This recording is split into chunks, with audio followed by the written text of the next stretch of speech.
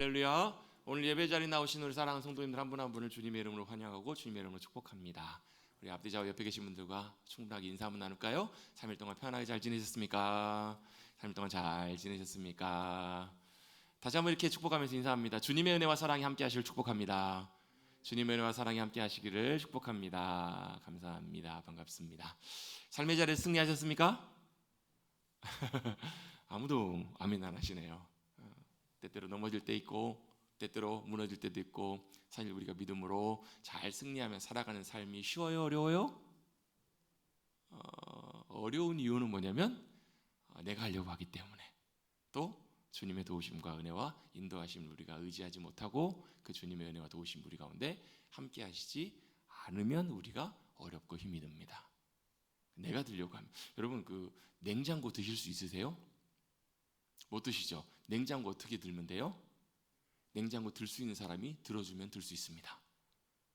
내가 할 수 없는 부분들은 내가 할 수 없어요. 그럼 어떻게 하면 돼요? 할 수 있는 분이 해주시면 돼요. 여러분 우리의 삶에도 믿음으로 우리가 싸워서 이기리라, 내가 믿음으로 잘 승리하는 삶을 살아보리라 생각하는데요, 우리가 승리할 수 있는 것이 아니라, 저를 따라 같이 한번 고백해 보시겠습니다. 승리는 주님께 있습니다. 그게 뭐예요? 그게 믿음의 삶이에요. 여러분 이스라엘 백성들이 출애굽에서 홍해를 건너자마자 큰 문제에 직면합니다. 아말렉이라고 하는, 참 아말렉이라는 족속들이 참 그렇게 이스라엘에게는 그렇게 좋지 않은 족속들이에요. 나중에 이제 아말렉의 후손으로 이렇게 연결되는 게 누구냐면요, 아각 사람 함무다다의 아들 하만이에요. 하만이 누구예요? 하만이 누구예요? 모르드게 때문에 이스라엘을 다 진멸하려고 없애버리려고 했던 이스라엘이 누구예요? 하나님의 백성들이잖아요. 하나님의 백성들을 진멸하고 하나님의 백성들을 제거하려고 했던, 어찌 보면 하나님의 백성들의 대적이거든요. 근데 이 뿌리를 찾아가다 보면 어디까지 가냐면 아말렉까지 연결이 돼요. 아말렉은 뭐예요? 이스라엘 백성들이 출애굽에서 나오다 보니까 뒤에다 보니까 뒤에 처지는 뭐 연약한 사람들, 몸이 좀 약한 사람들, 뭐 노약자, 어린이들 뒤에 쫓아가면서 뒤에를 치는 거예요. 공격을 하는 거예요. 그러니까 어떻게 보면 좀 비열하고 좀 좋지 않은, 하나님 보실 때 어때요? 여러분 생각해 보세요. 여러분 자녀를 누가 막 함부로 대하고 막 학대하고 괴롭히고 그러고 있으면 여러분 어떻게 하실래요? 얼마나 위대해요. 그 사람이 여러분 아무리 뭐 이런다고 할지라도요, 자기 자식 그렇게 하는 그 어때요? 사람들은 어떻게 해요? 엄마가 달려들어요. 막아요. 왜요? 내 자식이니까. 하나님 입장에서 어때요? 이스라엘이 하나님의 백성이에요. 하나님의 자녀들이에요. 가만 건드리고 있는 그들을 하나님께서 어떻게 해요? 가만두시지 않으신다고. 그래서 어떻게 전쟁이 일어나요. 아말렉과 싸움이 일어납니다. 여호수아와 이스라엘 군대가 나가요. 근데 이스라엘은 400년 동안이나 뭐 했어요? 종살이 했잖아요. 종살이 하는데 그들이 뭐 체계적으로 뭐 훈련이 되고 뭐 싸움을 잘할 준비가 됐을까요? 아니요, 절대 그렇지 못했을 거예요. 애굽에서 만약 그런 준비가 되거나 그렇게 싸움을 잘하도록 준비가 되면 누가요? 애굽에서 가만히 있지 않을 거예요. 왜요? 종들이 말을 잘 들어야지. 종들이 싸움을 잘하고 힘이 세지면 어떻게 돼요? 결국은 뭐예요? 들이받을 것 같으니까. 어때요? 애굽에서는 자꾸 못하게 만들겠죠. 그래서 어떻게, 심지어는 어떻게 해요? 사내 아이 나오면 다 죽여버리라고 힘을 빼는 거잖아요. 어찌 보면 이스라엘 백성들은 싸움의 어떤 힘이나 훈련이나 이런 것들이 잘 되지 못한 상황이에요. 그런데 누가 싸워야 아말렉과 전쟁이 납니다. 싸우러 나가요. 모세는 어디로 가요? 산으로 올라갑니다. 자, 또 기억이 나요. 이제 초등학교 1학년 때 교회 학교에서 선생님이 그걸 시키셨던 것 같아요. 모세 옆에 누가 있어요? 아론과 훌 해가지고 그걸 해보자고. 아직도 그 모습이, 그 도끼다시라고 하잖아요. 기억나세요? 도끼다시 뭔지 모르세요? 도끼다시 있잖아요. 옛날에 그 바닥 있잖아요. 그 콘크리트 바닥 같이 이렇게 해가지고 이렇게 바닥 해가 맨들맨들, 옛날 교회 바닥이 다 거의 그런 바닥이었잖아요. 막 얼마나 차가워요. 아직도 기억나요. 거기 막 무릎 꿇으래, 손 들래, 막 하여튼 아무튼 기억이 나요. 모세가 이제 그걸 한 거예요. 어디서요? 산꼭대기에서요. 왜 산꼭대기에 했을까? 물론 뭐 하늘과 가까운 자리이기도 하니까 그렇겠죠. 또 산꼭대기는 뭐가요? 이스라엘 백성들이 보였겠죠. 거기서 뭘 했어요? 손을 들었어요. 물론 손을 들고 기도했겠죠. 근데 거기서 중요한 고백이 하나 나와요. 뭐가 나오냐면 여호와 니시라는 말이 나와요. 여호와가 승리시라는 거예요. 누가 승리라고요? 우리가 싸워서 승리하는 것이 아니라 하나님이 우리가 승리가 되십니다 라는 것을 모세가 산꼭대기에서 뭐 하는 거예요? 선언하고 선포한 거예요. 원래 니시라는 말은 깃발이라는 말입니다. 깃발. 깃발을 들잖아. 깃발을 들고 흔드는 건 뭐예요? 전쟁 나갈 때 옛날에는 깃발들 다 많이 들고 나갔잖아요. 지금도 보니까요, 뭐 야구장 가니까 막 깃발들을 막 엄청나게 흔들고 왜 흔드는 거예요? 그 깃발이 무슨 깃발이에요? 승리의 깃발이잖아요. 승리하리라. 승리의 깃발을 흔드는 거예요. 무슨 깃발을 지금 모세가 손들고 있는 거예요? 여호와의 깃발. 여호와의 승리의 깃발을 모세가 산 꼭대기에서 들고 선포하고 기도하고 있는 거예요. 희한하게도요, 손을 들었더니 밑에 싸우는 이스라엘이 이겨요. 힘들어서 손을 내렸더니 이스라엘이 몰리는 거예요. 야, 모세 손에 막 달려있네요가 아니죠. 어디에 달려있어요?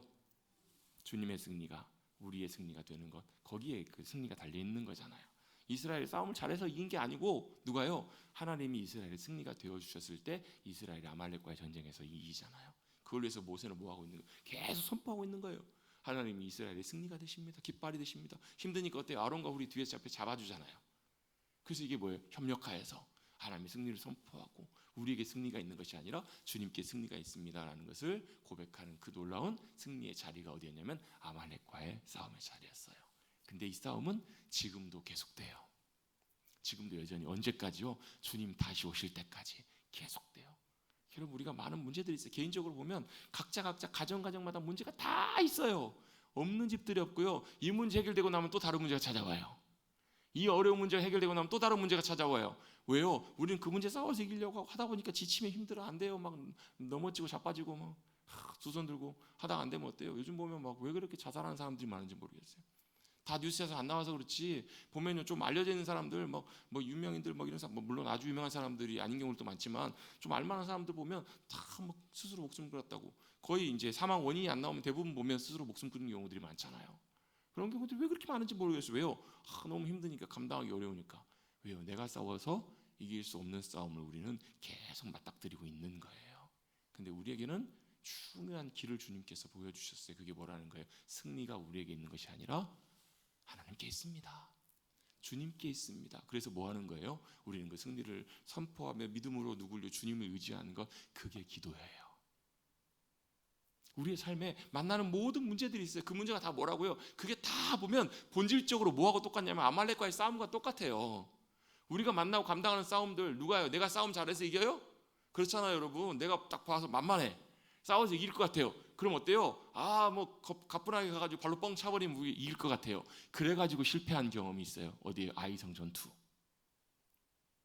여리고성은 보니까 도저히 못 이길 것 같아.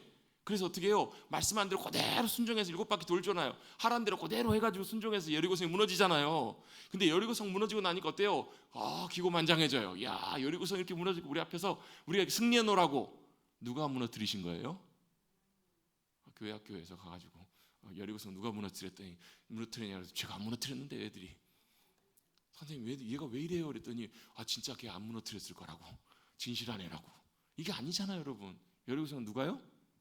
하나님께서 주님의 권능으로, 주님의 역사하심으로 무너뜨리신 거예요. 여리고성을 승리케 하신 분은 하나님이시잖아요. 승리하고 났더니 어때요? 마음이 높아져요. 마음이 자신만만해져요. 선줄로 생각한 자 넘어질까 조심해야 돼요. 그래서 늘 겸손하게 항상 기도의 자리에서 엎드려야 되는데, 왜냐면 내가 이긴 것처럼 돌아다니기 시작하면 또 넘어져요. 아이성을 봤더니 우리 한 3,000명만 가도 가뿐하게 저 성 정도는 이겼습니다. 물론 아간의 죄가 있었지만 뭘요? 하나님 의지하지 않아요.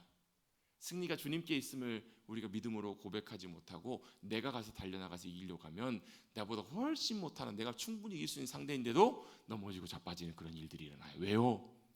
승리는 하나님께, 주님께 있음을 우리가 놓치는 순간에 우리가 넘어져요. 만나는 많은 일들을 만날 때마다 아말렉과의 전투, 우리 현실은 어디냐면 우리 싸움의 자리예요. 근데 승패는 어디서 결정나냐면요, 산꼭대기에서 나요.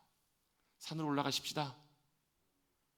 산꼭대기 올라간다고 승리하는 게 아니라 뭐예요? 그 자리에서 우리가 손을 들고 몰려 승리가 주님께 있습니다라고 믿음으로 선포하고, 주님, 이 문제 해결할 수 없는 문제 주님이 역사하십시오. 주님이 우리의 승리와 도움이 되십니다. 주님이 여호와 니시 하나님이십니다. 믿음으로 고백하는 그 자리에 주님의 은혜와 승리가 함께 하실 줄로 믿습니다. 이게 뭐라고요? 이게 기도라고요. 이게 뭐라고요? 믿음의 기도입니다. 기도가 중요한 이유가 이거예요. 제가 지금 몇 주 동안 계속해서 한 7주, 8주 계속 기도에 대해서 쭉 살펴보고 있어요. 오늘 8번째 시간이에요. 왜 이걸 살펴보는가? 우리는 굉장히 기도에 대해서 조금 성경적인 기도의 가치관과 이것보다도 우리가 당연히 해왔던, 마땅하게 해왔던, 우리가 익숙했던 기도가 훨씬 더 익숙해요. 무슨 기도예요? 구하고 받고, 내가 원하는 걸 구하고 받고, 이걸 기도라고 생각해 왔다고요. 그런데 성경에서 말씀한, 성경에서 가르치는 성경적인 기도의 관점과 성경적인 기도의 내용들을 우리가 배워보다 보면 단순히 이것이 기도가 아닌 것을 알고 있어요. 왜? 이 기도는요, 세상 안 믿는 사람들, 하나님 모르는 사람들이 우리보다 더 열심히 기도해요. 더 열심히 찾는다고요. 그럼 우리는 기도가 다르네. 우리는 하나님께 기도하고 그들은 다른 신들에게 기도하고. 이 차일까요? 아니요. 본질적으로 좀 달라요. 왜? 하나님은요, 살아계신 하나님이세요. 그리고 하나님은요, 여전히 우리와 함께 하시면서 뭐 하세요? 우리와 교제하시고 만나시고 우리의 삶을 선하게 인도하기를 원하시고 우리가 주님과 함께 하기를 원하시고 뭐 하시는 거? 실제 주님은 동행하기를 원하시는 주님이시기 때문에 이야기가 좀 달라요. 단순히 여러분 구하고 받고 이 차원이 문제가 아니라 여러분 구하고 받고는 무슨 관계예요? 기브 앤 테이크잖아요. 이건 어때요? 이건 여러분 아버지와 자녀가 아니더라도 뭐 하면 돼요? 가게 가서 돈 주면 물건 줘요. 오면 간다고요. 근데 하나님과 우리와 관계는 이런 관계가 아니에요. 무슨 관계인데요? 무슨 관계예요? 아버지와 자녀의 관계고 또 무슨 관계예요? 이 관계를 뭐라고 해요? 사랑의 관계라고 해요. 어떤 분은 뭐 그런 분이 있다면서요. 자식들한테 다 해줬던 거 다 기록해놓고 적어놨다가 야, 너 나중에 커가지고 돈 벌면 다 갚아. 그런 분 보신 적 있지 않으세요? 뭐 농담을 하셨든 진담을 하셨든 이거는 뭐예요? 이거는 최소한 죄송하지만 사랑의 관계는 아니에요. 당연히 마땅하게 자녀가 나중에 부모님을 부양해야 될 때는 해야 돼요. 뭘로요? 사랑으로 하는 거예요. 내가 했으니까 요만큼만 딱 갚아야지. 다 계산하고 내가 받은 거, 부모님 내게 해준 거 딱 계산하고 요만큼 딱 하고 더 이상 이제 끝나면 땡! 이건 무슨 관계예요? 계산적인 관계예요. 비즈니스예요, 비즈니스. 하나님과 우리와의 관계는요, 비즈니스가 아니라 무슨 관계예요? 사랑의 관계라는 거예요. 왜요? 하나님이 세상을 이처럼 사랑하사 독생자를 주시면서까지 우리를 사랑해 주시고 저와 여러분을 사랑해 주셔서 하나님의 자녀 삼아 주신 그 사랑이 바로 하나님의 사랑이시잖아요. 그 사랑 우리를 사랑해 주셨기 때문에 우리가 어떻게 하기를 원하세요? 우리도 그 사랑으로 하나님을 사랑하기를 원하세요. 이게 사랑의 관계예요. 이 기도가 이 사랑의 관계 안에서 하나님과 우리와의 관계를 기도를 이해해야지. 이게 아니고 우리가 교회 다니기 전에 그런 분들이 생각보다 굉장히 많으세요. 교회 다니기 전에도 기도했어요. 막 새벽 3시면 지성을 다해서 정화수 떠놓고 기도하셨던 분들, 그분들이 얼마나 교회 와서도 열심히 기도하시는지 몰라요. 그런데요, 성경적으로 그 기도가 정말 주님이 원하시는 성경적인 기도인가? 그 주님이 기도를 가르쳐 주시잖아요. 너희는 이렇게 기도하라. 그 기도가 무슨 기도예요? 주님의 기도예요. 주님의 기도. 우리는 주기도문을 주문처럼 생각해요. 주기도문은 주문이 아니라요, 주님이 기도하라고 가르쳐 주신 주님의 기도의 방법이에요. 그래서 기도의 원리를 우리가 배우는 거거든요. 주기도문에서 전에도 나눈 적이 있지만 어쨌든 간에 중요한 게 뭐냐면 나의 기도보다 중요한 게 주님의 기도예요. 왜? 주님의 기도로 기도하고 간구하면 너희는 먼저 그의 나라와 그의 의를 구하라. 그리하면 이 모든 것, 나머지 모든 것은 누가 하신다고요? 너희가 구하기도 전에 하나님 아버지께서 하신다고요. 자녀들 중에서 맨날 달라고 하는 자녀들이 있어요. 주긴 줘요. 근데 어떤 자녀는요, 달라고 하지 않는데 얼마나 부모의 마음을 기쁘게 하는지 몰라요. 그런 자녀들한테 어떻게 해요? 죄송합니다. 저는요 그래요. 어떤 자녀가 달라고 하면 예를 들면 아빠 이거 주세요. 그럼 줘요. 이 아이는 얘기를 안 해요. 2배로 줘요. 저만 그런가 봅니다. 뭐예요? 아버지의 기쁨, 부모의 마음을 아는 자녀는요 어때요? 이해를 못 하시는 것 같아서 너희는 먼저 그의 나라와 그의 의를 구하라는 말씀은 무슨 말이에요? 우리의 마음이 누구에게요? 내가 필요한 거 중요한 것도 있지만 여러분 그렇잖아요. 사랑하면요 뭐에 관심이 많이 가는 줄 아세요? 사랑하는 그 사람의 관심사에 관심이 많아요. 아내가 남편을 정말 사랑하면 어때요? 아내가 전업주부예요. 집에서 가정살림을 해요. 근데 어때? 남편이 돌아오면 어때요? 남편이 밖에서 무슨 일이 있었는지 표정을 봐요. 오늘은 좋은 일 있었는지, 회사에서 힘든 일 없었는지, 사업하다가 어려움은 없는지 어때요? 그 여인은 관심이 가요. 아내는 관심이 가요. 마음이 가요. 같이 걱정해요. 같이 염려해요. 그런 여인을 성경에서 뭐라고 하냐면요, 현숙한 여인이라고 해요. 왜? 현숙한 여인은 지혜로운 여인뿐만 아니라 남편을 사랑하는 여인이기 때문에 그래요. 그게 여러분 우리의 믿음의 하나님과의 관계이고 우리의 기도이라면 그게 바로 뭐냐면 마태복음 6장 33절에 말씀하시는 너희가 먼저 하나님의 나라와 그의 의를 구하라. 그 말은 뭐냐면 너희가 하나님의 마음, 하나님의 뜻과 하나님의 의도를 알고 하나님의 기쁨으로 너희가 살아가면 하나님은 우리의 뭘 책임지신다고? 나머지 모든 것을 책임지신다고요. 그게 중요한 기도의 원리예요. 그게 주님의 기도예요. 할렐루야. 여러분 우리의 기도가 주님이 기뻐하신 주님이 원하시는 대로 주님 앞에 나아갈 수 있는 저와 여러분의 복된 기도가 되시기를 주님 여러분 축복합니다. 그 기도가 되면요 여러분이 뭐 주세요 하지 않아도요 주님 아시죠? 라고 믿음으로 구하고 주님 앞에 나가면 어때요? 주님이 정말로 귀하고 풍성한 것들로 역사하시고 채워주실 줄로 믿습니다. 제가 과거에 한 20여 년 전에 기도를 처음 배우기 시작할 때요 기도에 막 기도하다 보니까 그렇게 돼요. 거의 올라가서 막 기도하는 기도의 시간 가운데 거의 90% 95%까지는요 뭐하고 내려오냐면 하나님 간절히 더 하나님 더 알게 해달라고 하나님 더 가까이 가기를 원한다고 이렇게 기도하고 찾다 보면요 그 이전에 막 복잡한 많은 해결할 수 없는 많은 문제들이 있는데요 그렇게 처음에 나가가지고 주님 부르짖고 자꾸 처음에 그러더라고요. 야 산에서 기도할 때 다른 기도하지 말고 주여 주님만 불러. 안 그러면 딴 생각 들어. 안 그러면 기도 산에서 기도 못해. 이러시더라고. 왜 막 주야 밤새도록 그렇게 부르짖고 기도하는데요. 그렇게 기도하다 보면 어때요? 어느 순간에 그 주님이 나의 하나님이심이 선명하게 이렇게 느껴질 때가 있어요. 깨달아질 때가 있어요. 간절히 주님 찾고 구했더니 주님이 영광이죠. 어떨 때 보면 막 하늘을 바라보면서 막 그 밤하늘을 바라보면서 하늘보다 더 찬란하고 높으신 광대하신 하나님. 크신 하나님이 나의 하나님이시구나라는 것이 막 보여지고 하다 보면요, 막 기도 내려갈 시간쯤 되면 나머지 것들은 별로 그렇게 막 그렇게 하지 않아. 그냥 주님 앞에 주님 이런 상황이 있어요. 주님 아시죠? 주님 어떻게 할까요? 인도해 주세요. 이렇게 기도하고 내려오면 90% 정도 90%그 기도하고 나머지 5% 10% 기도하고 내려오면요, 희한하게도 내려오면 그 문제 다 해결돼 있어요. 그 문제가 놀랍게 선하게 다 주님 인도해 가 계세요. 왜요? 그게 주님의 기도인 것 같아요. 그게 정말로 주님이 원하시는 기도. 여러분 제가 항상 강조하는 것들이 있어요. 기도에 있어서 기도 제목보다 중요한 것이 우리의 기도를 들으시는 하나님이 더 중요하다고. 우리는 근데 기도하면서 뭐에 관심과 눈이 가 있냐면 우리의 기도의 제목, 우리의 기도의 문제가 있다고요. 기도는 누가 들으세요? 하나님이 받으시고 들으세요. 그럼 우리의 눈과 시선과 우리의 기도의 방향이 어디로 가야 되냐면요, 우리의 문제가 있으면 안 돼요. 우리의 문제를 갖고 기도하기 시작하면요, 우리의 문제 갖고 기도하다가 기도 끝나고 돌아갈 때도 이 문제 그대로 짊어지고 간다니까요. 왜요? 이 문제를 누구에게요? 주님께 내어 맡겨드리고 주님께 의지하는 것, 이게 진짜 믿음의 기도잖아요. 여러분 우리의 기도가 더 놀랍게 새로워지셔서 그렇게 주님 기뻐하시는 귀한 승리하는 믿음의 기도의 자리, 그 자리에서 주님의 기도의 응답과 영광을 경험하시는 우리 사랑하는 성도님들 되시기를 주님의 이름으로 축원합니다. 저도 목사로서요, 성도님들 뭐 기도 제목을 놓고 기도하고 여러 가지 기도 제목을 기도하다 보면요, 참 인간적으로 보면 죄송합니다. 답이 없어요. 되겠나 싶어요. 안 될 것 같아요. 도저히 불가능해 보여요. 그래서 뭐 해야 돼요? 믿음으로 주님 앞에 맡기는 수밖에 없어요. 주님은 문제 아시죠? 주님 선하게 인도해 달라고, 주님의 은혜를 더해 달라고, 그렇게밖에 기도할 수밖에 없겠더라고요. 왜요? 우리 기도를 들으신 하나님이 살아계신 하나님이시고 여전히 저와 여러분의 호흡 소리까지 듣고 계신 하나님이시잖아요. 여러분 그런 귀한 믿음의 기도의 자리에서 승리하실 수 있는 저와 여러분 되시기를 간절히 주님의 이름으로 축원합니다. 근데 기도에 있어서 또 중요한 요소 하나를 오늘 본문을 통해서 주님께서 가르쳐 주세요. 사실 오늘 우리가 읽었던 요한복음 15장 말씀은 굉장히 중요한 말씀이에요. 자, 요한복음 11장 12장에 예수님께서 예루살렘을 올라오세요. 그리고 나서 13장부터는 유월절 만찬하시고 뭐 세족식을 하시고, 이 장면부터 이제 17장까지가 어느냐면 예수님이 십자가에 잡히시는 그날 밤의 이야기예요. 그러니까 요한복음 13장, 12장, 13장 그때부터 17장, 요부터 18장에 이제 잡히시고 고난 당하시는 장면들로 이어지게 되는데요. 요 내용들은 하룻밤 사이에 짧게 있었던 이야기예요. 다른 성경에는 이 내용들이 나오지가 않아요. 왜 그랬을까요? 이걸 누가 썼어요? 사도 요한이 썼어요. 요한이 어때요? 예수님과 가장 가까이 있었던 제자예요.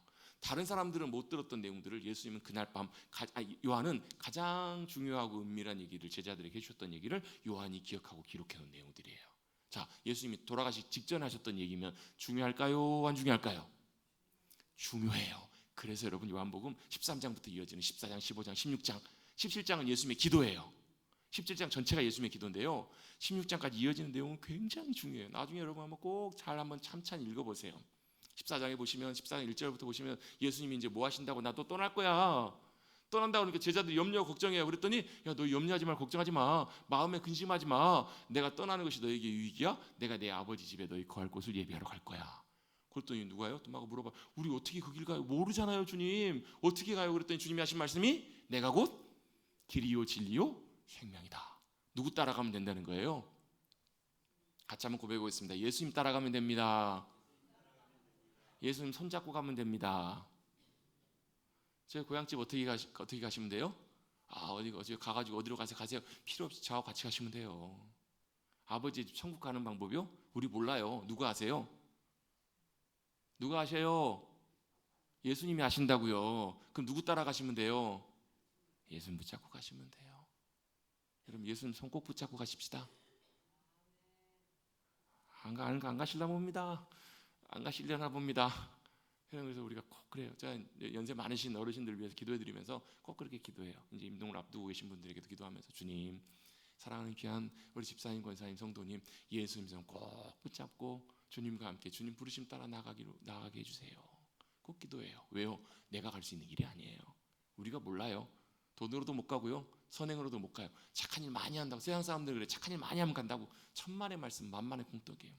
절대 못 가요. 왜? 하나님의 수준으로 이룰 수 있는 사람이 아무도 없어요. 천국문의 커트라인 아무도 통과 못해요. 누구와 같이 가셔야 돼요? 예수님과 함께 가셔야 돼요. 예수님도 꼭 붙잡고, 왜? 내가 곧 길이요 진리고 생명이기 때문에 나로 말미암지 않고는 아버지께로 올 자가 있다 없다? 없다. 그 말은 예수님을 통해서만 하나님 아버지께로 갈 수 있다. 이 말씀부터 해가지고요, 예수님 내가 떠나는 게 너에게 유익이야. 내가 떠나야 누가 오신다고요? 보혜사 성령님이 오신다고요. 이런 말씀들을 쭉 예수님께서 하세요. 그러면서 14장에 넘어서 15장에 딱 들어오시면 중요한 말씀 하나를 하십니다. 그게 바로 뭐예요? 포도나무의 비유예요. 이건 예수님이 비유로 하신 말씀이지만 사실 이 포도나무의 비유는요, 정말 중요한, 우리의 신앙뿐만 아니라 우리의 삶에 있어서도 굉장히 중요한 원리를 말씀해 주시는 굉장히 중요한 이야기들이에요. 자, 1절 말씀에 보시면 이렇게 말씀하십니다. 뭐라고 말씀하세요? 나는 참 포도나무요, 내 아버지는 농부라고 말씀하세요. 이 나는 누구예요? 예수님이세요. 예수님이 하신 말씀이니까 예수님이 뭐가 되신다고요? 참 포도나무가 되신데 예수님이 포도나무시래요. 아버지는 누구 아버지예요? 예수님의 아버지시니까 누구세요? 하나님 아버지. 하나님 아버지는 어떤 분이시라고요? 농부와 같으신 분이시래요. 그래서 보면 예수님이 이 비유를 이렇게 드신 거예요. 왜? 그 당시에는 이렇게 포도 농사, 또 양, 목축 이런 걸 많이 하시니까, 많이 했을 때니까 그걸 빗대 가지고 그걸 예수님은 설명을 해주신 거예요. 이렇게 비유로. 요즘으로 말하면 어떻게 비유를 들어야 될까? 요즘 농사들 잘 안 지시니까. 그러니까 유대인들은 양의 비유를 들으면 굉장히 쉽게 이해하는데 우리나라 사람들은 사실 양을 본 적도 별로 없는데 양의 비유를 잘 이해를 못해요. 아마 예수님이 지금 이 시대에 오셔서 우리에게 말씀해 주신다면 아마 양 비유 말고 다른 비유를 들어주셨을 거예요. 우리가 쉽게 이해할 수 있을 만큼. 근데 우린 잘 이해는 못하지만 어쨌든 한번 우리 포도나무 비유로 한번 들어가 보십시다. 예수님이 뭐가 되신다고요? 포도나무가 되신다고요. 근데 우리는 뭐래요? 2절에 보시면 2절은 안 나오고 뒤에 나오는데요, 우리는 뭐라고 말씀하시냐면 너희가 가지라고 5절에 말씀하세요. 예수님이 포도나무가 되시고 저와 여러분 뭐가 된다고요? 포도나무의 가지가 된다고요. 가지라고 주님 말씀하세요. 여기 예수님이 포도나무시고 아버지는 농부세요. 농부는 뭐예요? 포도나무를 심고 뭘 하는 거예요? 포도나무의 열매를 거둘 때까지 애쓰시고 수고하시고 기다리는 분이 바로 농부라는 거예요. 그래서 2절에 이렇게 말씀하십니다. 2절 한번 같이 한번 읽어보실까요? 2절 읽습니다. 시작. 무릇 내게 붙어 있어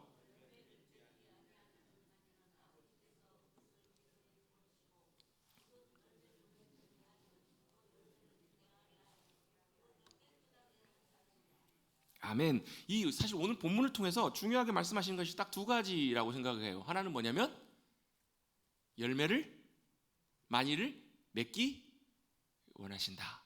그렇잖아요, 여러분. 농부는 열매를 많이 맺기를 원하잖아요. 제가 오늘 아까 이제 예배 준비를 위해서 올라갔다가 이쪽으로 내려가면서 깜짝 놀랐어요. 뭘 놀랐냐면 지난 주일까지만 해도 안 그랬거든요. 얼마 전에 이제 우리 이제 매화 꽃이 피었다가 이제 꽃이 다 졌잖아요. 매화 꽃이 지면 이제 그 다음에 이파리가 매화도 이제 꽃이 먼저 피고 이제 뒤에 이제 순이 나오니까 그 이제 순이 나와서 이제 막 이제 그 가지마다 이파리들이 이제 막 올라오더라고요. 지난 주일까지만 해도. 근데 이제 며칠 이제 그냥 지나다니면서 못 봤다가 오늘 내려가서 보는데 매실나무가 파랗게 이파리들이 그냥 얼마나 많이 올라왔는지 몰라요. 나중에 궁금하시면 한번 가보세요. 막 파랗게 막 빽빽할 만큼 앙상했던 가지가, 얼마 전까지 앙상했던 가지가 이파리가 파랗게 다 올라왔어요. 그래가지고 야, 며칠 만에 어떻게 이렇게 올라가는 깜짝 놀랐어요. 내려가서 보고 더 놀랐어요. 그 밑에가요, 매실이 요만한 게 주렁주렁 얼마나 많이 맺혔는지 몰라요. 와, 그걸 보면서 제가 다 따먹을 것도 아닌데 얼마나 마음이 좋던지 제 기분 굉장히 좋게 내려갔어요. 제 나무도 아니지만 교회 매실나무지만 작년에, 그러니까 재작년에 매실나무를 한번 다 정전을 해가지고 가지를 싹 쳐버렸어요. 그래서 작년에 매실이 거의 잘 안 맺혔거든요. 근데 아마 올해는 모르긴 몰라도 아마 매실이 많이 맺히지 않을까라는 생각이 들어요. 누가 기분이 좋아요? 농부가 기분이 좋아요. 저도 기분이 좋은데 농부는 얼마나 기분이 좋겠냐고요. 매실을 막 몇백 그루를 심는 막 농부는 어떻겠어요? 막 만면에 막 웃음이 있겠죠. 물론 수확을 해야 더 큰 기쁨이 있겠지만 얼마나 큰 기쁨이 있겠냐고요. 농부가 누구시라고요? 하나님 아버지시라고요. 포도나무에 열매가 많이 맺히면 누가요? 농부가 누구시라고요? 하나님 아버지께서 기뻐하신다. 자, 주님은 열매가 많이 맺기를 기뻐하시고 원하신다. 그런데 열매를 맺지 못한 가지는 제거해 버리신다 라고 말씀을 하세요. 그러면 이렇게 말씀을 우리가 딱 듣고 들으면요, 우리는 이렇게 생각합니다. 아, 열매를 많이 맺어야 되는구나 하면서 뭐래요? 일단 부담을 팍 받아요. 부담을 받기 시작합니다. 열매를 많이 맺어야 되는구나. 그래서 뭐예요? 부담을 팍 받고 그 다음에 어떤 분들은 그래도 열매를 많이 맺어야지 하면서 어떻게 해요? 결심하고 열심히 열매를 많이 맺기 위해서 노력해요. 애를 쓰신다고요. 맞아요? 틀려요? 아니, 기면 기다고 아니면 아니라고 말씀하시기 시작하면 고개를 끄덕거리시는 게 저 뜻인지 한번 해보세요. 안 하셔도 저는 할 겁니다. 저는 설교 계속 할 거예요. 많은 분들이 그렇게 생각해요. 열매를 많이 맺으려고 노력해요. 왜? 열매 못 맺으면 잘라버린다고 그러시니까 열매를 열심히 많이 맺어야 되는구나 라고 생각하고 그렇게 열심히 하려고 해요. 그런데요, 죄송하지만 이런 생각과 마음은 성경에서 말씀하고 있는 예수님의 말씀의 의도가 전혀 아니에요. 그게 아니라고요. 열심히 많이 맺어야 되는구나 그렇게 생각하는데 그 생각이 틀렸다라는 거예요. 왜요? 그 다음에 나와요. 왜 그것들이 나오는가? 4절입니다. 4절 말씀 한번 같이 한번 읽어보겠습니다. 시작. 내 안에 거하라 나도 너희 안에 거하리라.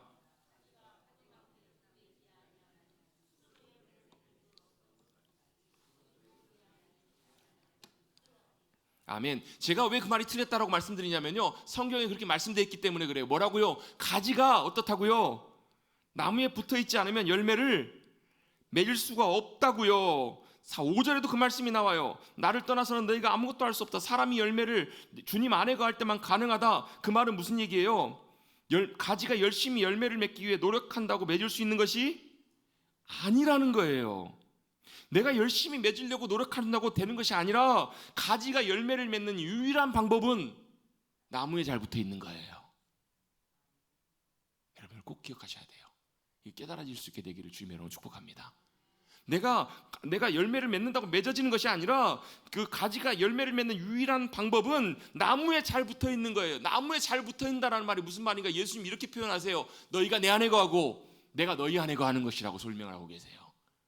우리가 주님 안에 거하는 것, 주님이 내 안에 거하시는 것, 그것이 바로 뭐라고요? 가지가 나무에 잘 붙어 있는 거라고요. 가지가 나무에 잘 붙어 있는 방법은 주님 안에 거하는 것입니다. 가지는 스스로 열매를 맺을 수가 없어요. 저와 여러분 열심히 노력한다고 열매를 맺을 수 있는 것이 아니라는 거예요. 내가 열심히 노력해서 결과가 나올 수도 있어요. 근데 그 열매는 무슨 열매냐면 내 열매예요. 내 열매. 내가 열심히 노력해가지고 내가 열심히 해갖고 나오는 결과는 그건 주님이 맺는 포도나무의 열매가 아니라 내 열매라는 거예요. 우리는 뭘 해야 돼요? 그러면 열매를 맺기 위해서 포도나무이신 주님의 포도 열매를 맺기 위해서는요, 가지가 나무에 잘 붙어 있음과 같이 우리가 주님께 잘 붙어 있어야 된다고요. 어떻게 내가 주님 안에 거하고 주님이 내 안에 거하시도록 어떻게 사모하고 노력하고 애쓰고 순종하고 그 주님 안에 거하여 주님이 내 안에 거하시고 내가 주님 안에 거함으로 내 삶의 순종을 통해서 주님의 열매가 맺혀지는 삶, 그 삶은 그 열매는 내 열매가 아니라 누구의 열매냐면 주님의 열매신 거예요. 자, 한번 예를 한번 들어보십시다. 예를 들면 제가 누가 어떤 분이 부탁을 하셔가지고 제가 그 말 들어서 그대로 했어요. 그럼 누가 하라고 해갖고 누가 결과를 낸 거예요? 저는 하긴 했지만 실제로는 그분이 해가지고 그분이 한 결과가 나온 거예요. 이게 바로 그 원리라는 것입니다. 그럴 때마다 우리가 고백하는 게 뭐예요? 내가 한 게 아니고요, 제가 한 게 아니고요, 이분이 하라고 하셔갖고 한 거예요. 이게 무슨 열매예요? 무슨 결과예요? 이분의 결과가 되는 거예요. 이걸 우리는 뭐라고 표현하냐면요, 은혜라고 표현합니다. 내가 해서 내 결과를 나온 것이 아니라 내가 주님 앞에 순종하고 주님 따라가고 내가 주님 안에 거했더니 주님이 나를 통해서 주님의 일들을 이루시네요. 주님의 놀라운 역사를 이루시네요. 원수를 도저히 못 사랑하겠어. 근데 주님이 내 안에 그런 마음을 주시고 순종할 수 있는 담대함과 용기와 그런 마음을 주세요. 사랑의 마음을 일으켜주세요. 부어주세요. 감당할 수 있도록 주님께서 도우세요. 역사에 주셔서 순종했더니, 용서했더니 어떤 일이 벌어져요?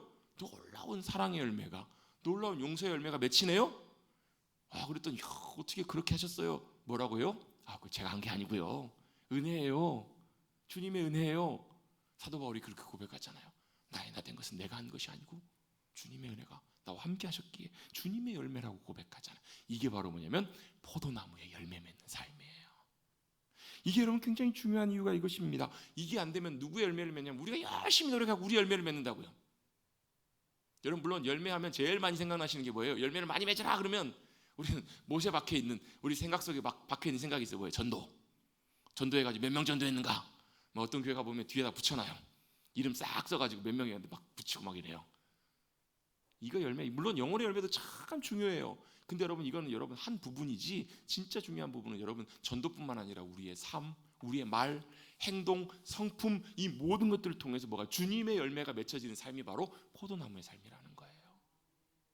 내가 열심히 노력해 사랑하려고 안 돼. 그럼 우리는 어떻게 해요? 주님 말씀에 순종하기를 원해서 주님의 뜻을 구하고 주님 앞에 엎드려요. 주님 어떻게 하기를 원하세요? 안 되지만 내 뜻대로가 아니라 주님 뜻대로 되기를 원합니다. 주님 안에 몸부림치고 주님의 말씀에 순종해서 나아갔더니 어떤 일이 벌어져요? 사랑의 열매가 맺히네요. 기쁨의 열매가 맺히네요. 사랑, 희락, 화평의 열매가 맺히네요. 또 뭐가요? 오래 참음, 인내가 돼요, 안 돼요? 인내가 안 돼요. 죄송합니다. 저희 아이 얘기해서 흉보는 것 같은데, 유치원에 이제 올해 입학했어요. 막내가 입학했는데 아이가 처음 유치원에 가자마자 제일 먼저 배운 게 뭐냐면 인내를 먼저 배워요. 인내는 좋은 일이 이루어질 때까지 꼭 참고 기다리는 것.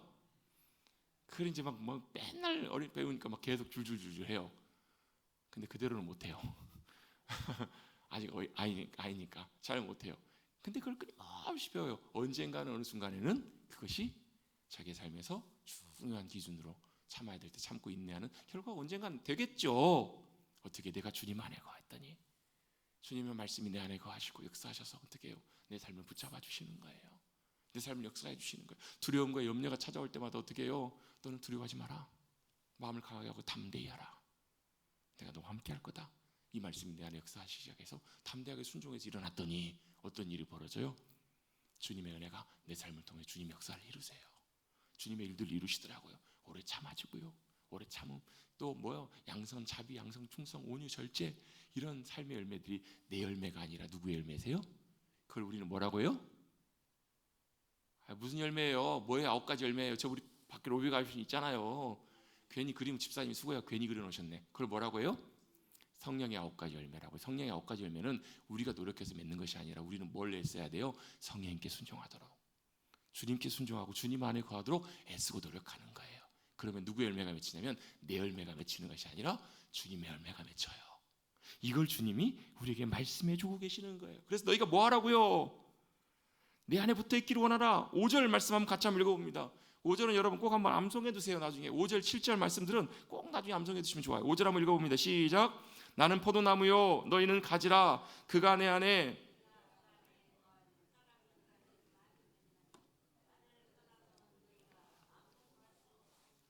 아멘. 뭐라고요? 사람이 열매를 많이 맺는데 나를 떠나서는, 주님 떠나서는 너희가 아무것도 할 수 없다고요. 맞아요? 틀려요? 다 하시잖아요. 근데 다 하시잖아요. 그 무슨 일이에요? 내일이에요. 내일 맺고 내일 한다고요. 그건 여러분 절대 주님의 열매가 아닌 거예요. 우리가 주님 안에 거하고 주님이 내 안에 거하시고 하면 뭐가요? 주님의 열매가 풍성하게 많이 맺혀진다는 거예요. 그것이 여러분 우리가 해야 될 중요한 일이라는 거예요. 주님을 간절히 사모하고 찾고 구하는 것, 이게 왜 중요해요? 왜 중요하냐면 이게 주님 안에 거하는 굉장히 중요한 길이고 방법이거든요. 뭐예요? 주님 간절히 찾아봐요. 주님도 알고 싶어요. 주님도 알려주세요. 주님도 가까워지기를 원해요. 주님과 더 친밀해지기를 원해요.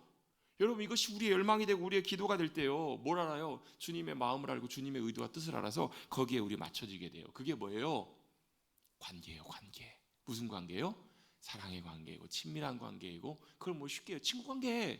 친구 관계는 뭐예요? 마음을 같이 알아주는 거예요. 같이 가는 거예요. 그게 가까워지는 것이고 그걸 뭐예요? 동행이라고 해요. 동행. 같이 한번 고백해 보시겠습니다. 동행이라고요. 동행하려면 어떻게 해야 돼요? 마음이 같아져야 되잖아요. 마음을 알아야 되잖아요. 여러분 주님과 동행하고 계세요? 주님과 동행하시려면 어떻게 하셔야 돼요? 주님의 마음을 아셔야 돼요.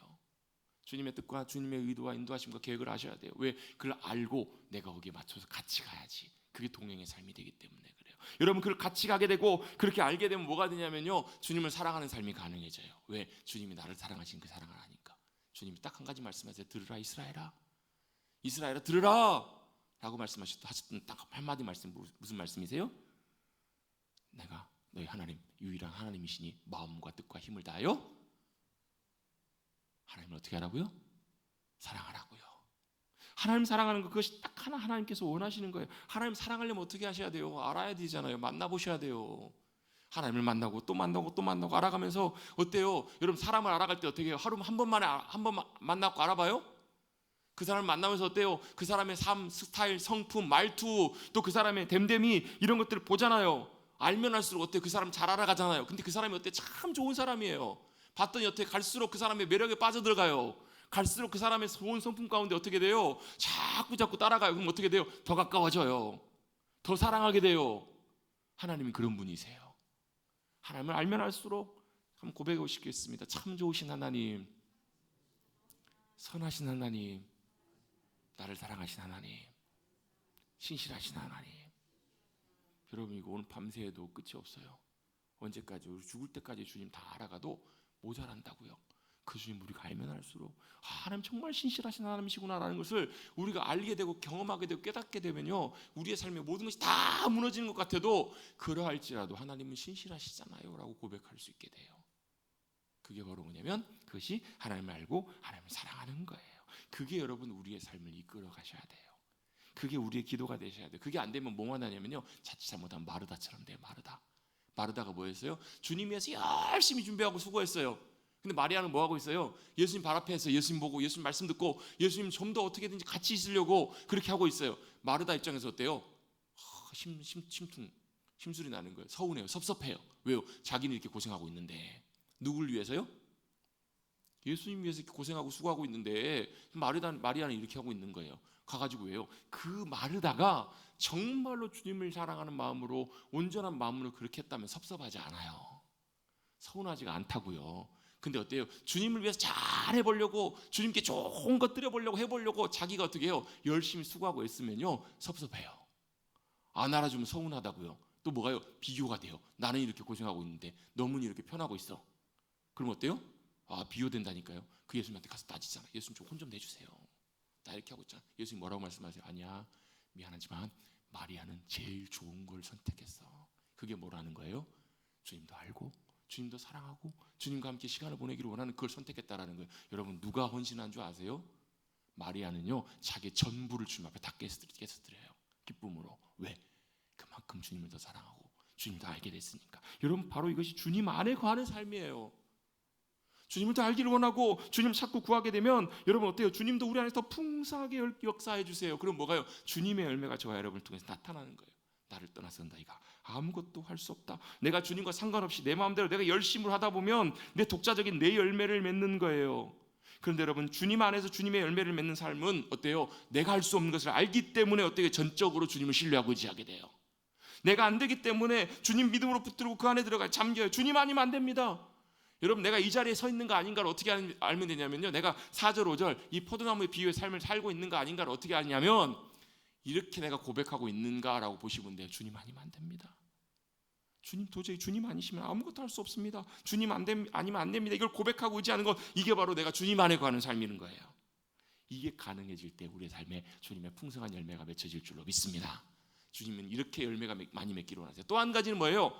가지가 열매를 많이 맺게 하기 위해서 뭐 한다고요? 나머지 가지들은 제거해 버리신다고요.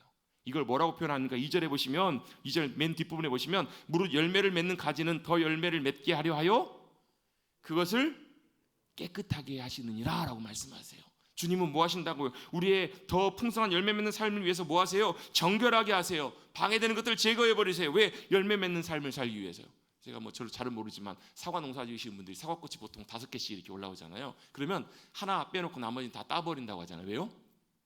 그 더 풍성한 열매, 더 좋은 사과를 맺게 하기 위해서 불필요한 것들, 우리의 삶, 우리의 마음속에 불필요한 모든 것들은 어때요? 주님이 제거해 버리신다고요. 제어하길 원하세요. 내가 그것들을 제거하면 제거할수록 어떻게 해요? 주님이 더 기뻐하시는 풍성한 귀한 열매가 맺혀지기 때문에 그래요. 여러분, 우리의 삶이 더욱더 성결하고 거룩한 삶으로 새로워질 수 있게 되기를 주님의 이름으로 축복합니다. 주님의 말씀대로 더 맞춰지고 더 새로워지고 온전하게 그렇게 주님 앞에 온전하게 믿음으로 나아가실 때 주님의 풍성한 열매가 저와 여러분의 삶을 통해서 나타나게 될 줄로 믿습니다. 공부 잘하는 아이들의 특징이 있습니다. 뭐예요? 의도를 잘 알아요. 선생님의 의도를 잘 파악하고 시험을 내는 출제자의 의도를 잘 파악합니다. 그래서 알아요. 신앙생활도 마찬가지예요. 하나님의 의도를 잘 아셔야 돼요. 주님의 의도를 잘 아셔야지. 그렇지 않으면 엉뚱하게 신앙생활해요. 엉뚱하게 어떻게 신앙생활하는가? 자기가 원하는 대로 자기 마음대로 신앙생활해요. 그래갖고 어때요? 그걸 가지고 다 어디로 가지고 와요? 교회로 가지고 와요.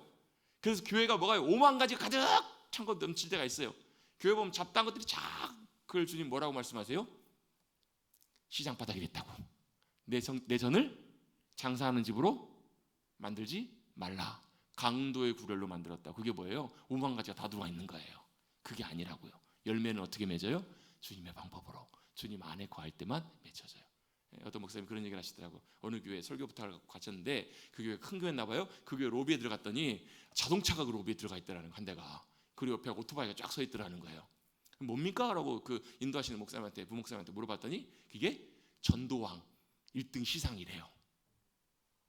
여러분, 만약 1등 여러분 자동차 주신다. 그럼 여러분 어떻게 하실래요? 아마 불을 켜고, 눈에 불을 켜고 전도하실 거예요. 아니실까요? 실제로 과거 옛날에 그렇게 많이 했거든요. 물론 뭐 그렇게라도 해서 뭐 영혼을 전도하고 그런 것도 좋겠지만 안타깝지만 그것은 성경적인 방법은 아니에요. 주님의 방법은 아니에요. 여러분, 목적이 온전하기 위해서는 방법도 주님의 방법대로 온전해야 돼요. 그건 뭐예요? 열심히 잘해, 성과 내봐, 그러면 보상해 줄게, 이런 거라고요. 이것이 여러분 한국교회 그동안에 굉장히 많이 팽배했어요. 한 분이 저는 참 귀한 분이신데요. 그분이 대형교회 전도왕이셨어요. 엄청나게 큰 교회였는데 1년에 젊었을 때부터 20대 30대 남자분이신데요. 20대 30대부터 전도를 여러분 1년에 막 몇십 명씩 막 이렇게 전도하셨던 분이에요. 그 큰 교회에 엄청난 전도원들이 많은데 막 보통 대형교회 전도왕들 같은 경우 1년에 막 400명 500명 전도하신 분도 계세요. 엄청나게 많이 전도하셨는데 그분이 어느 순간에 전도하다가 나중에 회의에 빠지셨어요. 왜 회의에 빠지셨냐면 교회로 성도들 다 데리고 전도를 하는데 뭐가요? 그 이후에 주님의 열매들이 맺혀지지가 않아요. 달라지지 않은 거예요. 물론 교회 안에 있는 것 자체만으로도 그것도 참 감사한데 그걸 보면서 시간이 지나면서 그분이 회의에 빠지고 신앙에 심각한 어려움 가운데 빠지고 그러다가 나중에 그분이 어떤 분의 도움을 받아서 뭘 보게 되냐면 포도나무의 비유의 의미를 그분이 깨닫게 돼요. 그래서 그 전에까지 모든 것들 다 버리고 새롭게 주님의 원리대로 다시 다 모든 것들 다 리셋해버리고 다시 새롭게 시작. 그분이 가시는 곳마다 하나님께서 놀랍게 함께하세요. 평신도인데요. 그게 뭐라고요? 그게 주님의 열매를 맺는 길이고 방법이라는 거예요. 여러분, 우리의 방법이 아니라 주님 안에 더 거함으로 주님 기뻐하시는 귀한 방법으로 여러분 주님이 역사하시는. 그래서 결론이 뭔가 7절입니다. 7절 한번 같이 한번 읽어봅니다. 7절 한번 읽습니다. 시작. 너희가 내 안에 거하고 내 말이 너희 안에 거하면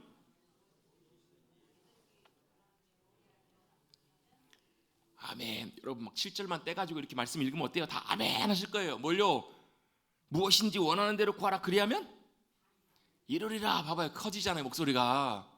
근데 그 앞에 있는 내용은 우리가 별로 관심도 두지 않아요. 그 앞에 무슨 내용이 나와요? 너희가 주님 안에 거하고 주님의 말씀이 우리 안에 거할 때가 조건이에요. 우리는 그냥 무조건대로 무엇이든지 다 구하면 된다 그런 것 같은데 그 앞에 조건이 더 중요해요. 우리가 주님 안에 거해야 돼요. 주님의 말씀이 우리 안에 역사하셔야 돼요. 그래서 내가 구하고 바라는 것이 아니라 주님의 뜻대로 주님이 원하시는 대로 그렇게 우리가 맞춰지게 되면 뭐가요? 주님의 열매를 맺게 하세요. 주님이 놀랍게 그 기도 가운데 역사하신다고요. 여러분, 그런 기도의 자리 가운데 놀라운 풍성한 열매와 주님의 놀라운 은혜들을 경험하시고 누리시고 주님의 영광으로 풍성한 열매 맺는 사람을 살아가시는 저와 여러분 되시기를 주님의 이름으로 축복합니다. 이게 진짜 주님이 기뻐하시는 주님의 열매예요.